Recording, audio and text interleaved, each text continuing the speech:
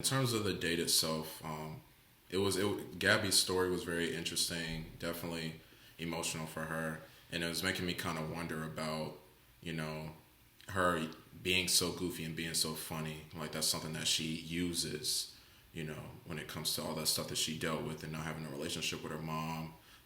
It was really good to see her like let it out though, because some people use that goofiness and that laughter to really, really cover it up and not really be vulnerable or open up. So I enjoyed that, and I thought how Clayton responded. I like how he responded, like asking questions, really diving in and trying to learn more. This was probably the best I've seen Clayton behave and just and act You on make the him sound dates. like a teacher evaluating a student for the report card. Man, like, Your student exhibited good behavior this ask quarter. Some questions, Keep it man. up. You gotta learn, man. Ask some questions, man. It's a short process. I mean, you gotta do more to like just learn, especially with the women that you're building these very strong connections with. Like they clearly have a strong connection. So, and I think that he was really showing like how much he believes that.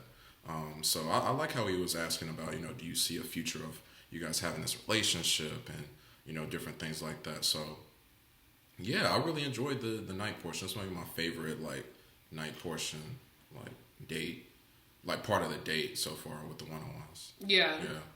Yeah, no, I felt the exact same way. I wrote down the exact same stuff in my notes. Yeah, I felt like it was one of the first times where I felt like the contestant opening up felt like a conversation.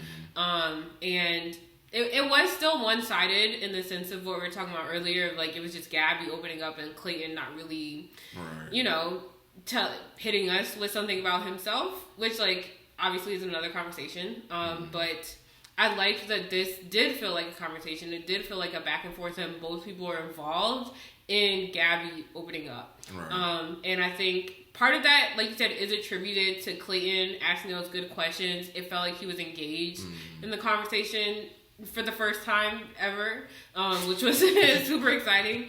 But I feel like I would also give part of that to Gabby, because I felt like a lot of people make it a story, and a lot of people sit down and they're like, let me tell you about this thing about myself and talk for 5 minutes, and that's fine if that's how you want to present information, like whatever. But I felt like something that Gabby did really well was like breaking things up incrementally and like pausing. Like she didn't give him the whole thing up front. She was just like, I'm insecure.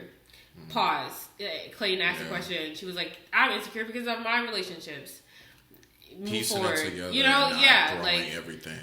like she didn't make it a story. It was just like, here's some information, let's chat about it. I'll give you some more information, let's chat about it. Like it was more of like a back and forth, which I really liked. I think that really worked. And maybe that is how Clayton better receives information. I was just about to say that. Yeah, maybe I give him too much credit.